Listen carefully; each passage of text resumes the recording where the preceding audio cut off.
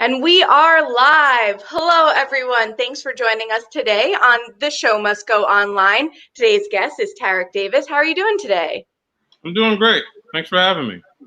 Thanks for joining. It's a crazy time, and we'll get into all of that. And just for everyone watching at home, if there's a little bit of a delay, that's just life right now. And sometimes during the pandemic, especially, we're trying to figure out new things and make it work. And that's what it is. So it's kind of fun, right? Just like going with the flow, improv. Yeah. I'd also say, like, and if I go like, oh, I didn't hear that, like, I think can you type it to me, the question? Oh, yes, that's interesting. There's a chat here for everyone who's watching. Oh, and there's a private chat too. So there's a chat for if you're like watching, like Lisa saying woot.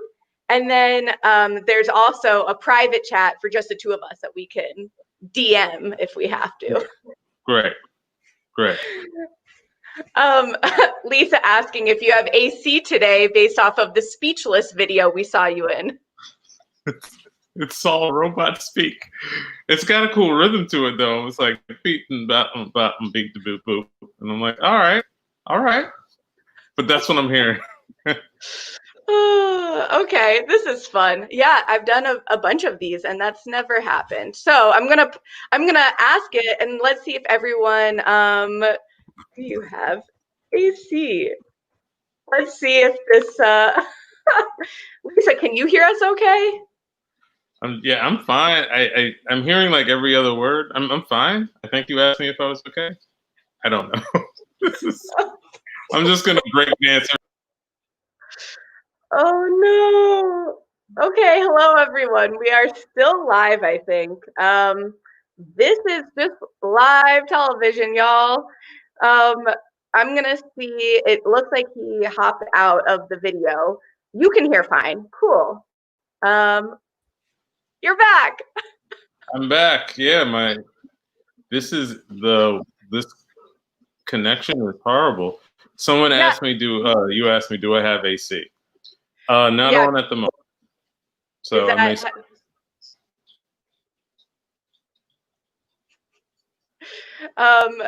yes. Okay.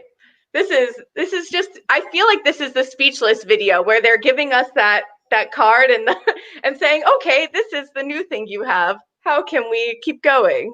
Yeah, let's just treat this like a performance piece. Exactly. That's what's happening right now.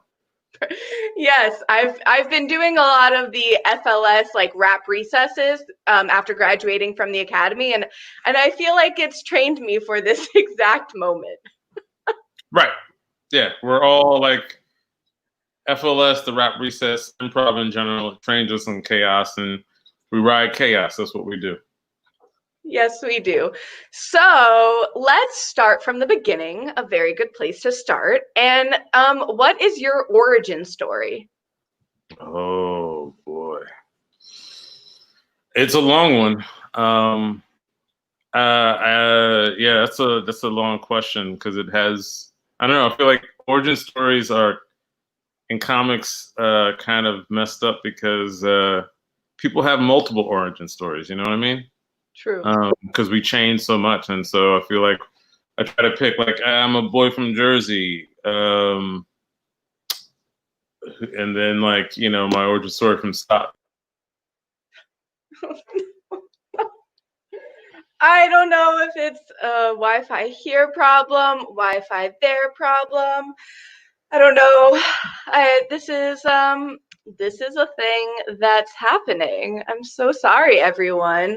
Wi-Fi can be tough these days. It is raining here, in case if that's having an effect, but it looks like it might be there. Performance piece. I'm sorry. I was saying about the origin story. I played football for a little bit, and then I stopped and found theater. Theater led me, that kind of became the thing that I knew I wanted to do. I wanted to be an actor, and started trying to do theater in college, and then you know, when I was in college in the '90s and early aughts, I found about UCB. And my senior year, I was put on a house team and started doing that stuff. And there I got hired. My first professional gig was in Amsterdam, and I was there for 4 years. Worked on a comedy theater called Boom Chicago. Worked for Sex City, came back to UCB, tried to run a theater. I've been doing this for 20 years, and recently, then I found myself like on the stage of FLS after kind of being like this improv Ronin, working for every company and popping in here, but never finding a home.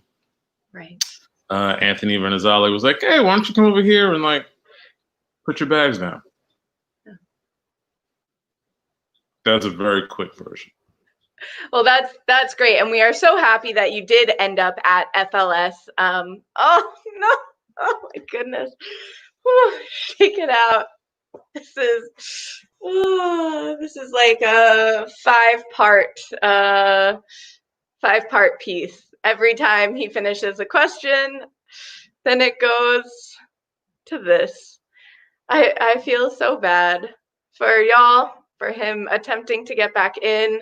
Let's see, this is whew. How are y'all doing? Let's have a little chat here. I'm gonna see if I honestly, I know, thank you, Lisa, for saying this is out of our control. I truly have no idea if there's anything else that we could do right now. I'm seeing if he's connecting. This is, you know, this is live theater. The show must go online. Peace. I'm gonna just keep disappearing and disappearing. It's like Houdini. It's just like, where'd he go? Oh my goodness. You know what? What's going on? Exactly. Sometimes you just have to laugh, right? Like, life's too short. There are so many things happening. If this is, you know, the worst thing that happens today is that the video goes in and out, then I'm counting it as a blessing, as a good day for me. Right. I'm gonna pretend like I knew everything you just said. Because in improv, we say yes and, or we pretend like we know what we're doing, even though we don't. That is freestyle in a nutshell. I feel like a robot. So at FLS, I saw you and Amber Ruffin. I actually think it was your debut day, which was super exciting. And because I know you were at the Kennedy Center and then also on Broadway. What was that whole experience like? In short, it was like a dream. Again, without getting too much in the weeds, and before I cut out and disappear and have to reappear again, I talk about doing this for 20 years, and I don't mean that to sound like an old man, but I've been around, and it wasn't always pleasant. You know, especially some of these spaces, I think now are a lot more inclusive and progressively minded than they certainly were back in 1999 and 2000 when I was starting out. Right. And so to have so many experiences like that, and Amber Ruffin, we're the same age. We've been doing this the same amount of time, and we both got hired at Boom Chicago in 2003 the same. So like, we became family then, and we have gone through it together. And so like, for both of us, it was no small thing to be welcomed by FLS in the way that we were. And right at the good part, isn't that how it always happens? Using this opportunity to readjust, because that's very fun. You know, I have this on a stack of books right now. That's how we're doing this. Oh goodness. Thank you for hanging in there, everyone. The show must go on. And I'm so sorry, guys. This is the worst. Amber and I, it meant a lot to us to be on that stage. It was her Broadway debut. I had made mine like a day or two before that. We had both experienced being booed in Amsterdam, like after a show. Boo, that is terrible. No. And to get a standing ovation while we're holding hands together and taking our bow, and I'm looking over and I see Amber crying. It was a dream, and like that dream was like it started when they brought me in. Tommy Kail and Anthony like brought me in very fast. Yeah. This summer when I performed with them in the Kennedy Center, it was literally like audition, callback, right after callback. Tommy being like, "So, what are you doing this weekend?" And I quickly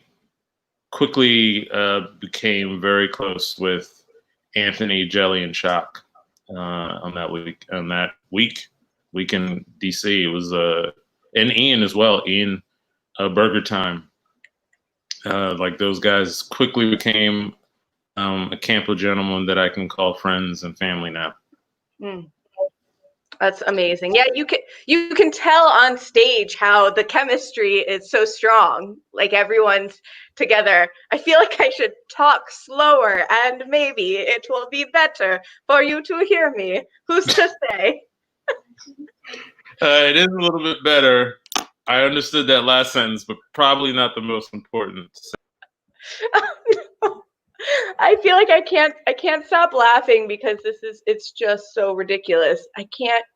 This is also driving me crazy. I feel like you're seeing part of what is going on here. How's everyone else's day going? I'm gonna attempt to like piece this together in 50 parts.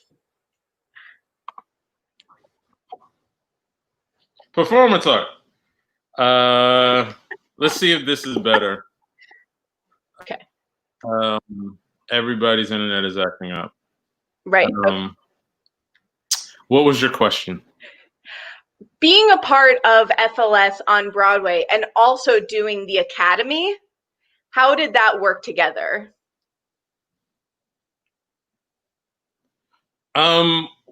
It worked kind of pretty organically.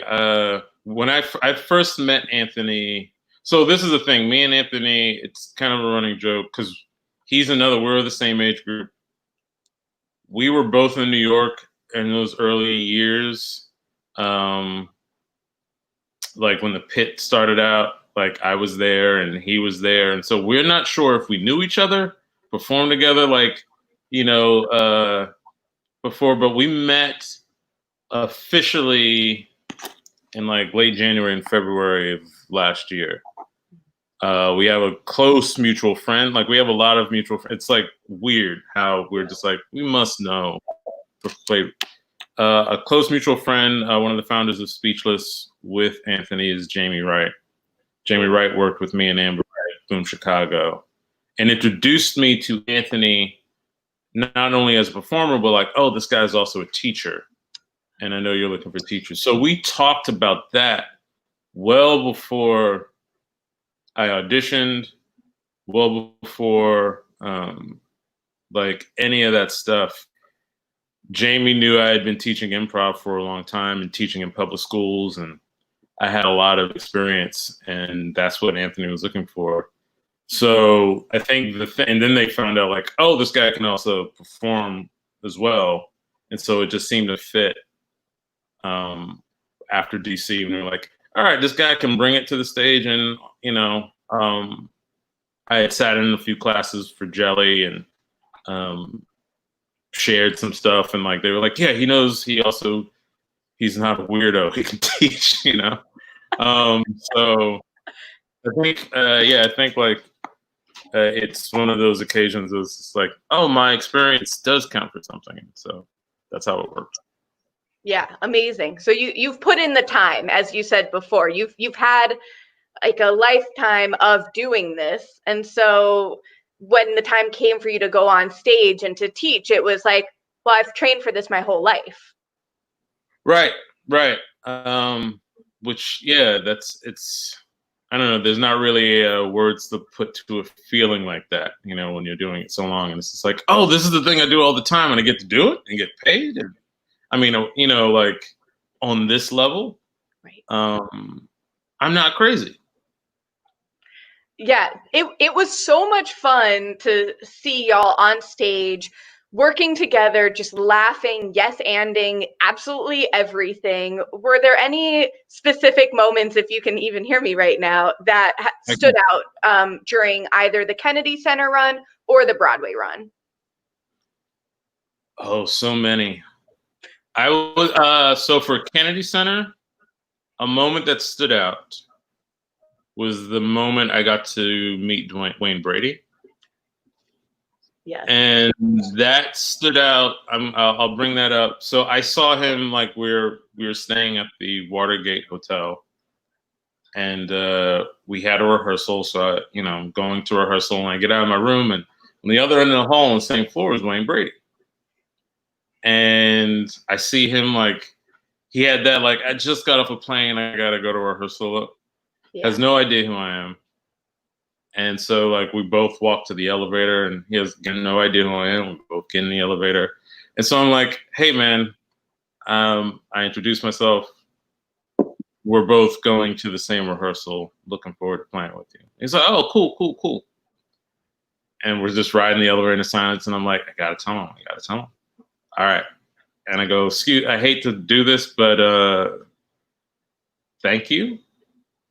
I was, in college and high school in the 90s when I first started improvising. This was the only Black guy I knew who was doing it.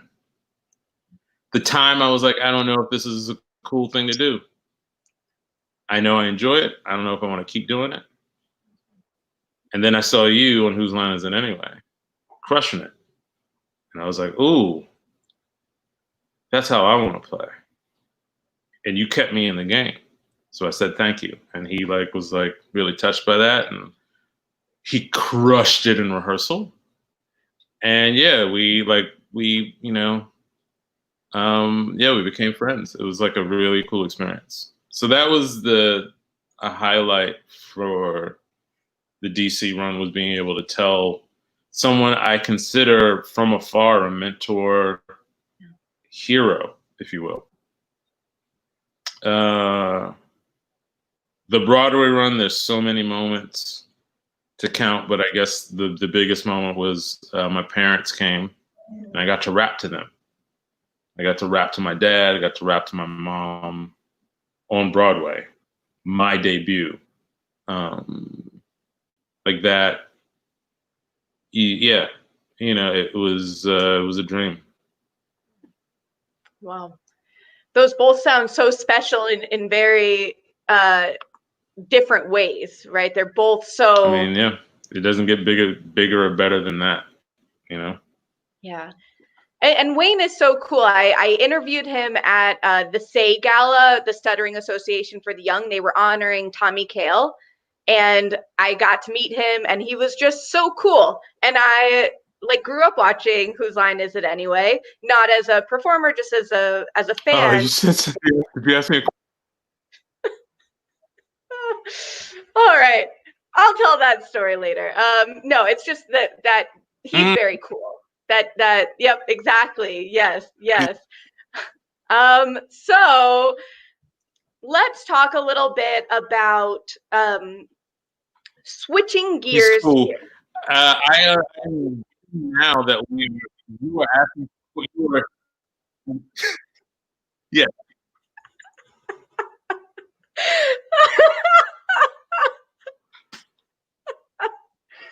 Oh, this is amazing. This is great. Whew. Okay.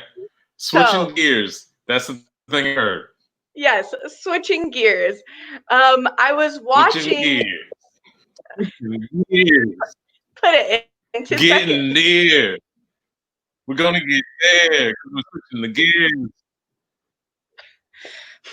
For the movie that you put together, the first page. Can you talk about that experience? Yeah. I heard you were watching. This is really deceptive because I've been thinking, talking, having a conversation. Here, I'll put it in the chat. Page 1, yeah. Yeah, well, that's another, again, I started working on that back in 2007. And yeah, you know, I grew up, thank you. I grew up in the 80s and 90s, kind of a latchkey kid, fan of horror. And knowing that, like, after high school, knowing like I want to be an actor and I'm a writer. I want to create my own stories. And yeah, page 1 is kind of inspired by personal experiences, both as an actor and as just like a Black person, of just like, my run-ins with, unfortunately, with the police, but also like as a media consumer of color, and you watch, there's the trope that the Black guy dies first in horror movies, which I know maybe not be as much of a trope now, although it's still like kids know it, like people still expect that. Right. And my problem with that is like, why are our lives so expendable in fantasy and in reality? Yeah. Like, that doesn't make sense. The two definitely go hand in hand. But why is that something we expected? So I wanted to take that trope and challenge it, turn it on its head, do anything I could to break it. So page 1 springs from that. It's the actor who you don't pay attention to, who is fodder, who is supposed to die, and then that's the guy who doesn't. And what happens when the script doesn't go according to plan? What happens, when the person you never paid attention to is the one that's going to save your life? Mm. Wow. Yeah, that's page 1. Page 1, yes, very powerful, and I just watched it. I highly recommend. This is like a time travel, I feel like, kind of movie that I'm in right now. Like, we're having a conversation in 2 different times. Yes, I feel like if you watch The Flash, we're going back in time, we're going to the future. It's just all over the place.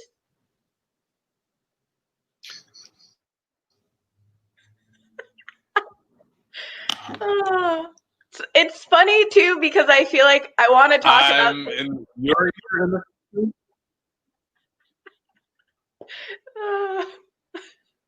some. Yes, one of us is in the past and in the future, but we're still making it work. Exactly. It's entertaining, as everyone is saying, and I'm glad that y'all are still here watching this whole thing go down. And I want to talk about some like serious stuff, but you don't know what I'm saying. But I'm also trying to just keep a straight face. This is a great.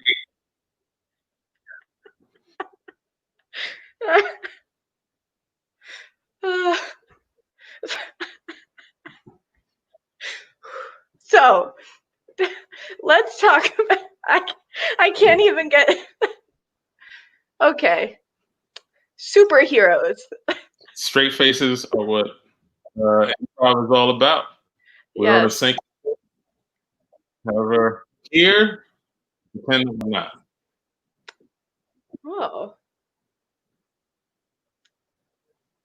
Look, I've kept it together. Maybe. Whew.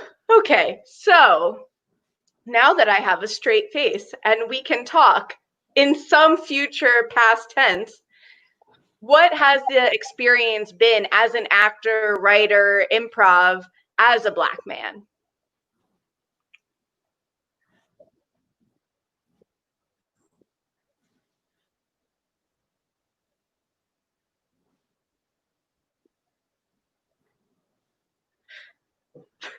Maybe I'll write this one. Ooh. Oh, that's a great question. That experience has been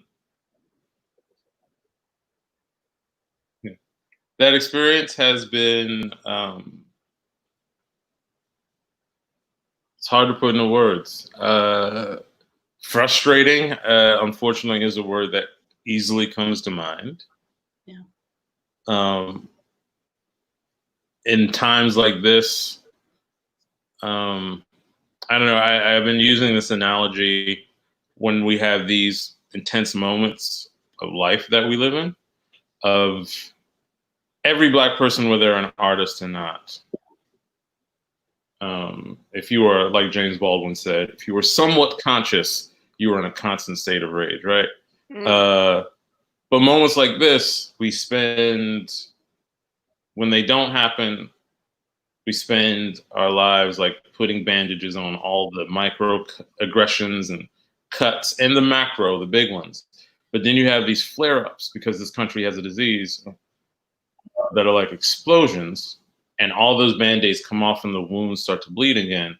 And you have to tape them up one by one and go through each trauma. And as an artist, we try to take you don't want to live in trauma. But like, this is, I think I said somewhere, like, this is a weapon that I use. Using joy, especially laughter and improv, is not just a flippant choice, life choice for me. It is an actual weapon. I am weaponizing joy. I am weaponizing ideas, weaponizing play to change the world. So even if it's not a suitable environment, ecosystem for me, the weapons that I use hopefully will make that a better ecosystem for others that look like me in the future. Right. So that's like what it's been like. It's been like that. But it's also, my grandfather used to say, it's the harder the cross, the greater the crown. And I think there's a lot of reward in.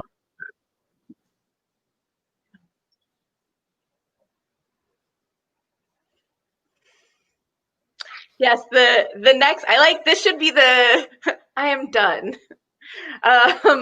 The next person, you know, the kid, the teenager, the young adult, they'll see you like you saw Wayne Brady, and exactly.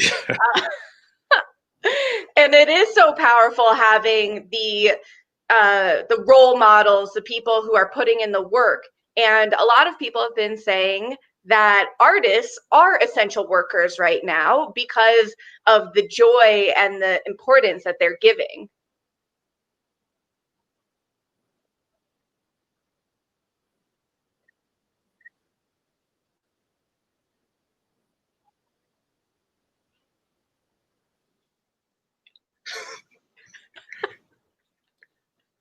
Yes, I agree that artists are essential workers. I think that this work, I think you know Shamara. We had a meeting with Shamara, and like things this past week, they closed down because people were going, dark, to give significance to the movement. And I hope I'm not putting somebody out of school, Shamara, by mentioning this, but I remember like her being like, performing is important for me. It's therapeutic for me. I'm talking to me now, but for so many of us. So like, the fact I'm using that as a small illustration. There's so many of us that actually need to perform, need to write, need to sing, need to improvise to survive. And we live in this world where, unfortunately, I don't know if everyone understands how important that is. We're just coming to terms. Some people are just coming to terms with like, oh, wow, like we should probably talk about mental health more. It's like, yeah. And there are a whole bunch of things that people use, like the arts, as self-healing, therapeutic, coping mechanisms that we use. And so to take those away, or to not pay people for their work and their labor, or not put enough importance behind that, I think could lead to a dangerous road. Brilliant. I will take it over from here. Thank you. Yeah, I agree. Having the FLS Academy rap recesses have been very helpful for me. I wasn't sure if we would continue to have them among the Black Lives Matter movement, but then having it real and having you lead one of the sessions, I realized that just how important it was to stay connected and to rap out our thoughts and to just get those words out, even if they're not rhyming, because you're just getting out your feelings and having someone to connect with.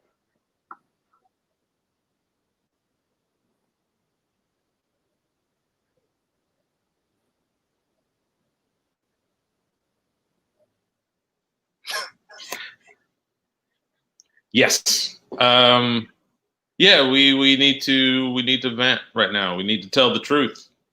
We need as many outlets to tell the truth as possible. So I think that's healthy. I think, like, a healthy house is a house that opens its windows. Exactly. Yes, as a Jewish woman, I've been thinking a lot about how if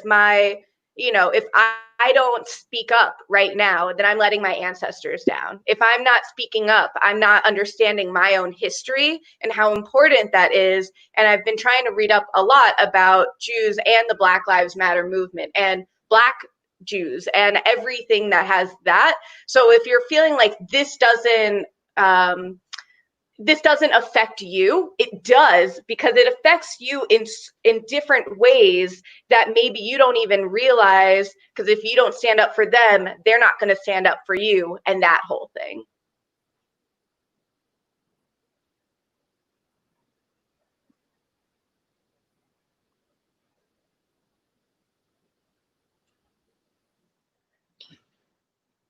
Beautifully said. Yes. I think moments like this, and like, as a man, as a cisgendered, straight man, I have privilege in that camp, uh, colored by the fact that I'm Black.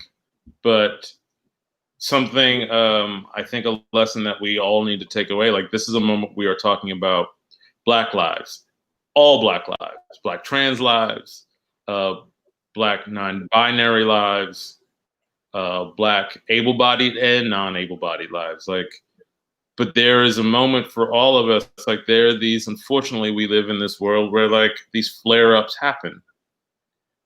A lot of flare-ups happen to the Black community. Yeah. But not just us alone.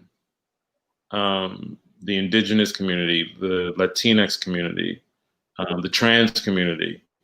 And, like, there's so many intersections. The intersection that you mentioned between Black and Jewish people. The Semitic community, the Jewish community has gone through, anti-Semitism is on the rise, unfortunately. We all have to, in these flare-ups, get the back of the person that's going through that trauma, or the people that are going through the trauma, and stand up for them. And so I think, like, it's important. Learn your history. And unfortunately, white people have a lot of history to learn. If you were marginalized in any shape or fashion, it's not a guarantee, but you probably have a grip or some semblance of, oh, yeah, we're all in this together, and if they're not coming for me now, they'll be coming for me next. And so, I think that's something that we all have to start having a mindset on. Like, we're all here. Nobody goes anywhere else. We're all here. Exactly. Well said in very many ways. I've been attempting to do my homework, and I'm rewatching Pose because I already watched it before, and it's so good. It's worth a second time. And watching Dear White People and When They See Us, which is so powerful and strong, and everyone should definitely be seeing. And it made me think of that when I was listening to your podcast that just came out, that I highly recommend everyone listen to. I retweeted that yesterday. I'd love to talk about your podcast and what kind of went into getting the guys back together.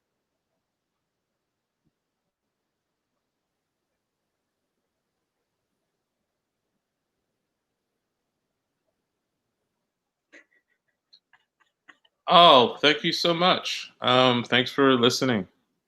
Well, getting us back together. We never broke up. We do we do an improv show, or we were doing an improv show before Rona, at the Pit, um, once a month, called Comedy People's Time, CPT for short. And we were still doing that. We started that in 2015. Amber Ruffin was part of it. Ashley Nicole Black, who was right on Full Frontal and the Black Lady Sketch Show. Holly Walker, another Black Lady Sketch Show performer. We had a lot of. It was like it's something we're really proud of. So we were still doing that. We started BFAP, Brothers from Another Planet, back in 2013. That was kind of how it all started. And my brother from another mother, Lamar McLean, he's the spearhead. He was like, yo, T, let's get together and let's do this. And Don was at my apartment, and like the three of us were friends anyway. And it just kind of started like that. And they were my family before I met FLS, and still are. And yeah, we do so many endeavors together. I think Lamar got tired because he was doing so much, producing so much, and the podcast, he was like, let's take a break. But in this heightened moment, we had all been getting texts or emails like, when's BFAT coming back? And he finally was like, guys, we got to do this. And we all agreed. And so that's how it happened. Amazing. Yeah. And it's a long episode. It's like 2 hours or so, which is amazing. And sometimes it's just great. I know y'all talked about how a lot of white people are asking, how are you doing? And how can I stay educated? But also, white people, do your homework. It's not Black people's jobs to tell you how to educate yourself. That's how I feel.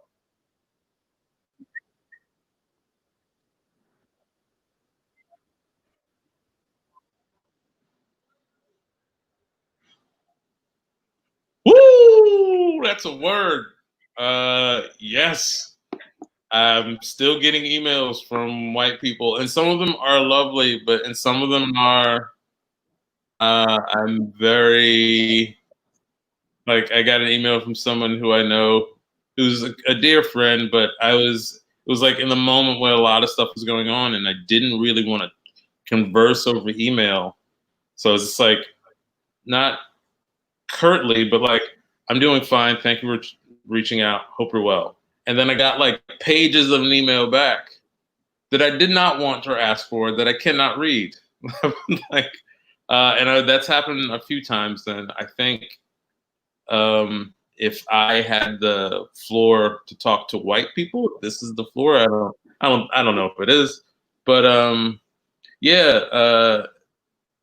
Black people are going through enough and have done a lot of labor.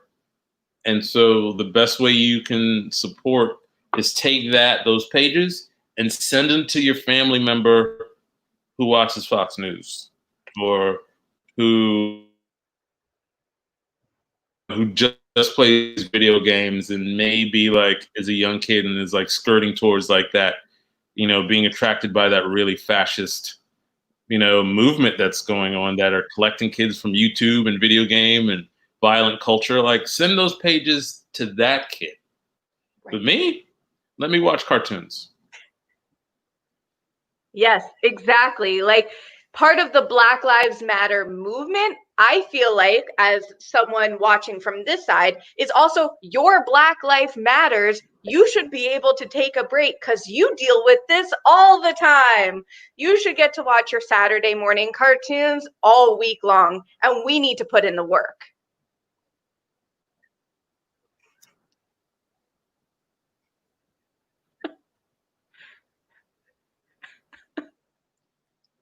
Yes. Thank you. Let me watch Scooby-Doo. Let me watch G.I. Joe. I earned it. That's it. Yes, you did. And something interesting for me, because I feel like in terms of mental health, which we were also talking about, is I hardcore watched and listened to podcasts about all of this so quickly that then it was like, okay, I need a second. But I also made sure that what I watched, if I was taking a break from like the heavy stuff, also had Black representation, because also Black actors should just be able to be in shows as actors, as superheroes, as whatever. So watching Supergirl and having a Black Jimmy Olsen is pretty cool.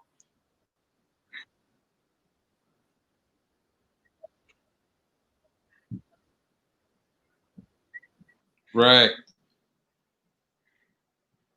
Black Jimmy Olsen is cool. I haven't watched Supergirl was a cool show. I remember that first season. Um, I know, like, yeah, I thought that was, yeah, that's really important that we get a chance to be, and like that's for everybody. Um, get a chance to be the thing that like nobody wants only to do, like the heavy hard stuff. Like the movies that gather a lot of people, the movies like, you know, Indiana Jones, which is problematic in so many ways. But I found that on the street as well as Dr. No, and so that's why I put it up. Um, but I still I problematic aspects of Indiana Jones aside, and his appropriation of cultures and putting them in a European museum. Um, there are parts of I want to still kind of be like an Indiana Jones type, except maybe not taking from cultures, but maybe giving back. But you know, we all want to be heroes and heroines, or a non-gendered term for a hero and heroine, which I'm struggling to come up with right now. That's a good point. There is, I guess, a word for that, right? I wish if someone knows, please. Oh, preach show. Thank you, Lisa. Appreciate you. But yeah, there exactly. Like if you can't just be like, well, Black lives matter, but trans don't. Like you said before, yes, trans lives matter. A trans woman is a woman. A trans man is a man. A trans non-binary is whoever they say they are. And we have to start accepting, and maybe not just start, but have that be part of the conversation in shows, in plays, in comedy sketches, that you're not just beating down a level, right? Like I love comedy, and there's definitely the type of comedy that I love, which is talking about like things in that, I guess, the way the comedy that y'all do, rather than the comedy that beats down and uses a punchline as something that is not a punchline.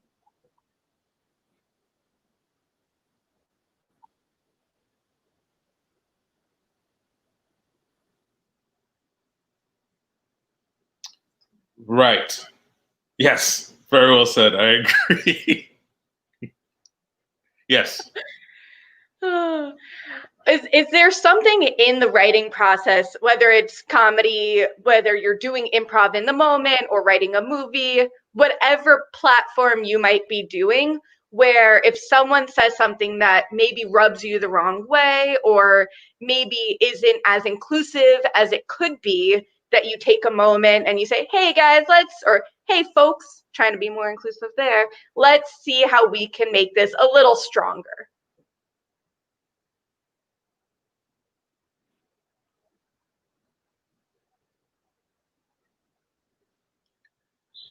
Absolutely. I know personally, like when I write, I did a digital interview, or I had to write my comments about my short, and one of the questions was, if you had advice for younger filmmakers, artists, what would it be?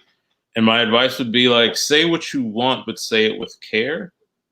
Especially as you mentioned, like in comedy, and like being on the other side of a lot of vitriol and bitterness and racism,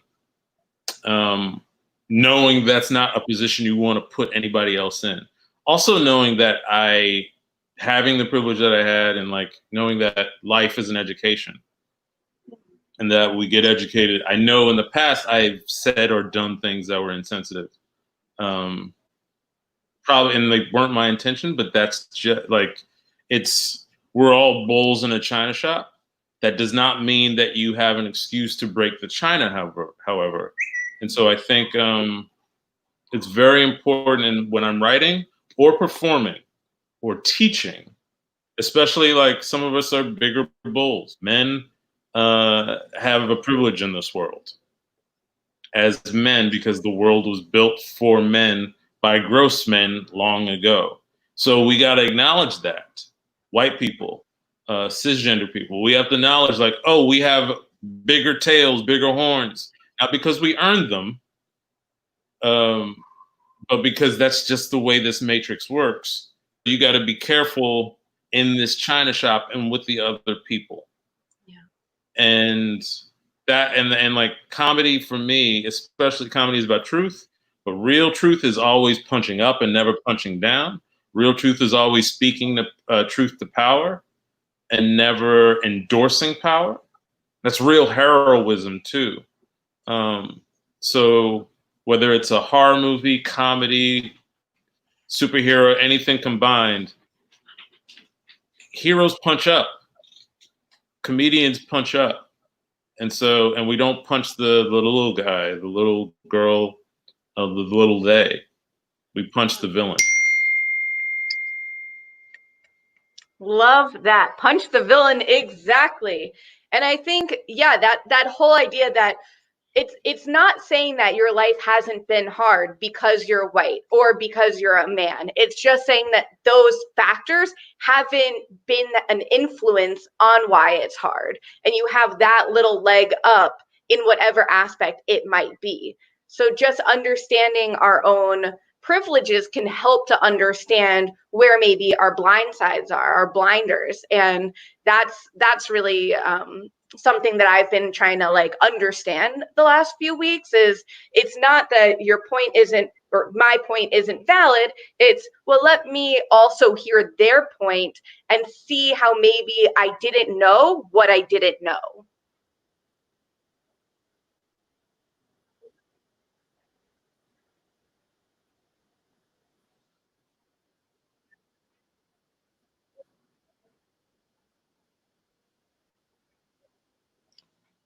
Right, right. And that's like there's a culture that we live in.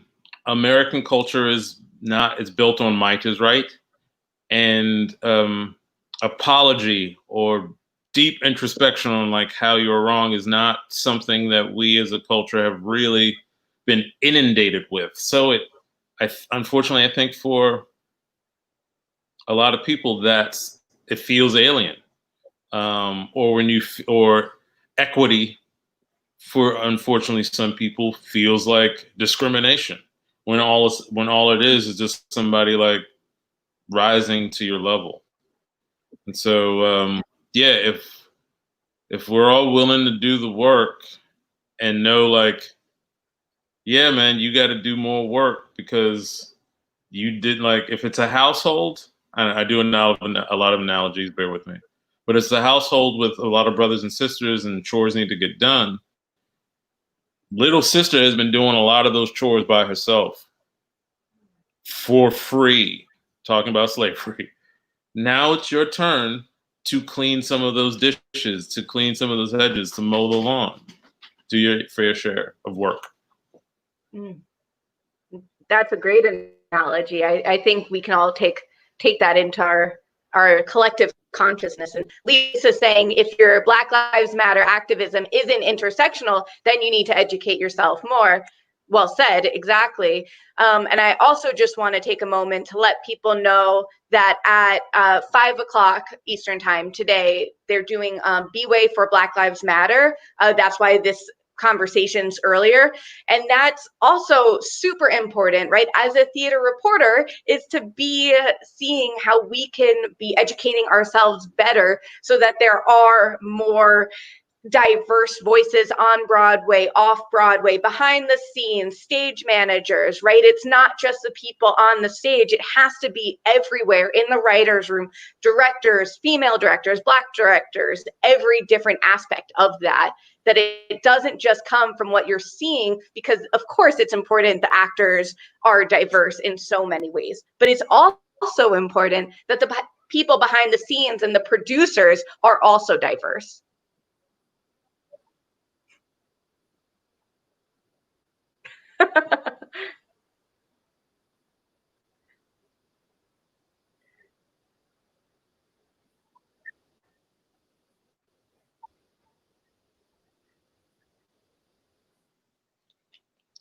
Yes, yes. I would add to that. Yeah, like the diversity of, and diverse in every way, diverse economically, uh, diverse. There's no better way for me to say this, but like diverse energy wise, or interest wise, or taste wise.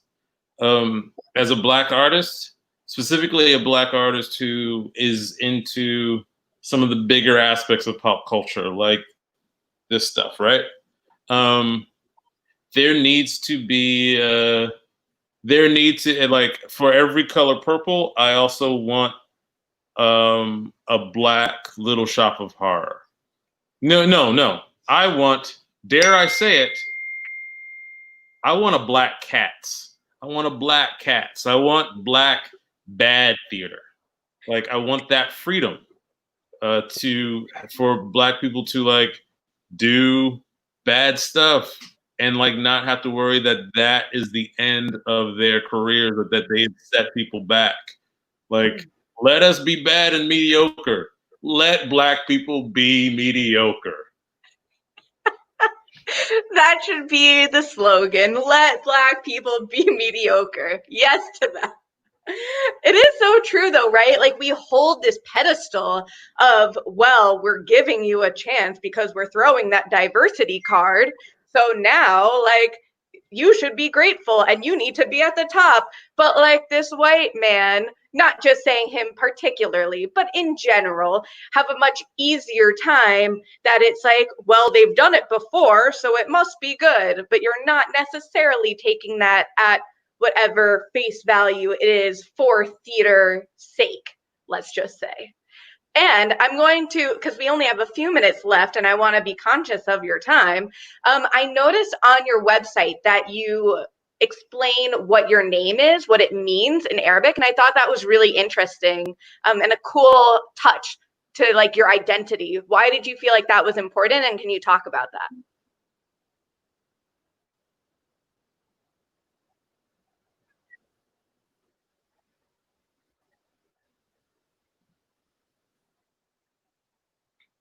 Great question.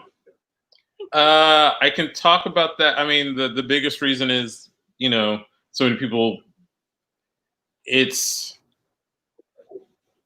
there's so many ways to pronounce the name, and it's a very old name. It's a Sanskrit name, an Arabic name. You can find it in French. You can find it in Gaelic, in Indonesia. Hold on, I actually have a prop. Ooh, prop time.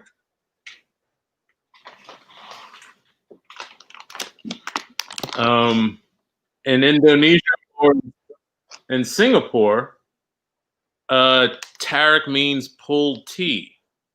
Also in Bali. So my name has so many meanings and so many variations that I think it was very important for me to solidify on the one that spoke to me the most. Yeah. And the one that I'd grown up with, that Tarik, like the long version of the name means he who follows the night star and travels at night to bring you news and knocks on the door or strikes on the door. Some people, oh, sorry, I keep getting texts and I don't know how to turn it off on my computer. Some people say Tarik means the path. Some people say that Tarik means the star that lights the path. I like, you know, I like that Tarik means morning star that lights the path. Tarik is the star in the sky, so that's why I put that there. Absolutely beautiful. Names are very important to me. Shoshana means rose in Hebrew. And I wear a lot of flowers and floral designs because I feel like I associate with that. And I love to share that. I love to share the Jewish identity. I also, fun fact, my grandma's from Egypt. So when I saw that Arabic part, I was like, ooh, I'm very intrigued. I have a diverse background, Brazilian, Egyptian, Jewish, Italian, American, and all of that comes together. So I think, yeah, it's pretty cool. Little Jufro going on here. So I think, and maybe that also is why I'm so passionate about these subjects, right? Is that I have always grown up with this love for all of the different backgrounds that I've grown up with, and my family members from across the world. And so to me, it's like, well, of course, why wouldn't we be diverse and inclusive? And I understand that's not how everyone thinks, so we can only do our best to try and breathe. And that's what the last like actual question is, the video that you did on Instagram was really powerful. And I just found myself sitting and breathing and trying to take in what the experience of a Black man, of a Black person is right now, and how we can breathe together and help each other breathe.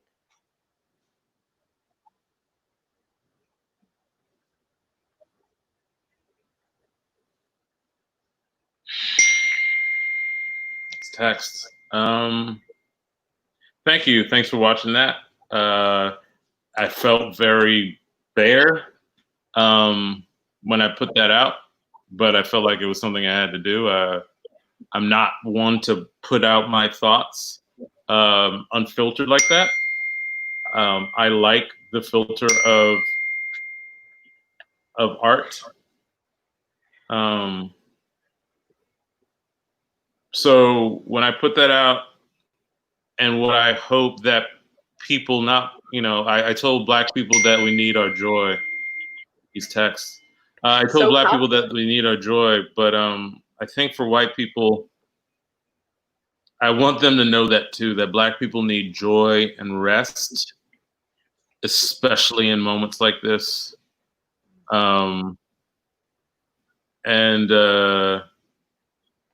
Yeah, I really hope that, you talk about how intense it was for you. Maybe intense is the wrong word, but watching these, watching programs that are really, emotionally fraught. I think everybody, like, the way that this fight is going to be won is that if we're not all exhausted, like, joy helps with that. Play also helps. It's part of the fight. So I think that's something that I want people to take away. That's what Black people need. That's what we all need. And breathe. Keep breathing. And I'm going to yell at my people who are texting me. You are so popular. Goodness. It's a bing, bing, bing, bing, bing. Well, we will get off in a moment. But yes, the song Breathe from In the Heights, I listen to Mandy Gonzalez sing that all the time because it does help me just breathe and feel, there is something nice and relaxing and calming about taking in a deep breath altogether. So on that note, are there any nonprofits or charities that you would like to give a shout out to? And is there anything coming up that people should keep an eye out on for you?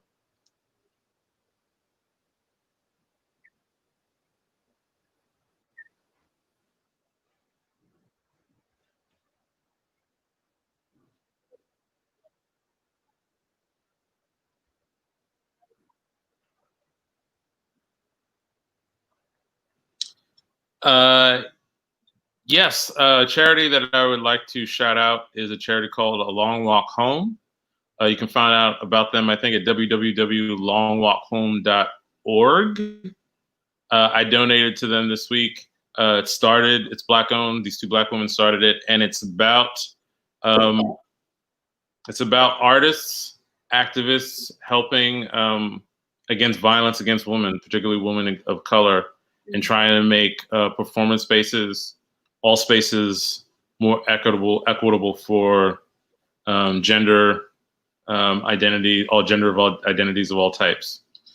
So they're a really cool organization. I highly recommend that you check out. As for me, what I'm doing next, you can see me on the Eliza Schlesinger sketch show on Netflix.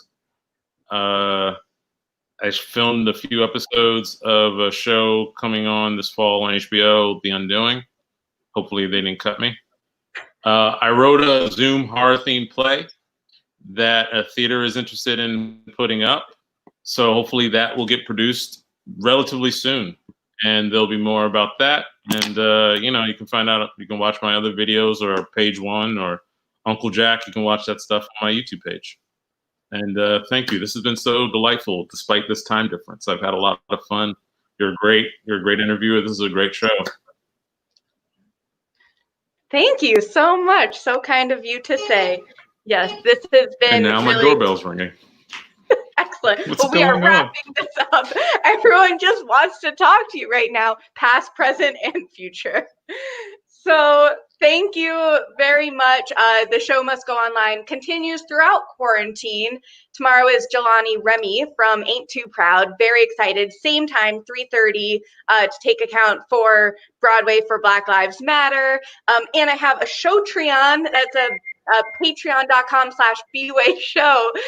If you like what you're seeing and you want to join, because we have monthly video chats to connect with our own community. So that's been really cool. And you can always connect with me at bwaySHO, bwaySHO. Thank y'all so much for tuning in, hanging with us in all of our time travel. This has been so much fun. Mr. Popular over here. And we will stay tuned for everything you have coming up. Thank you. We'll see you at the show. Bye, y'all.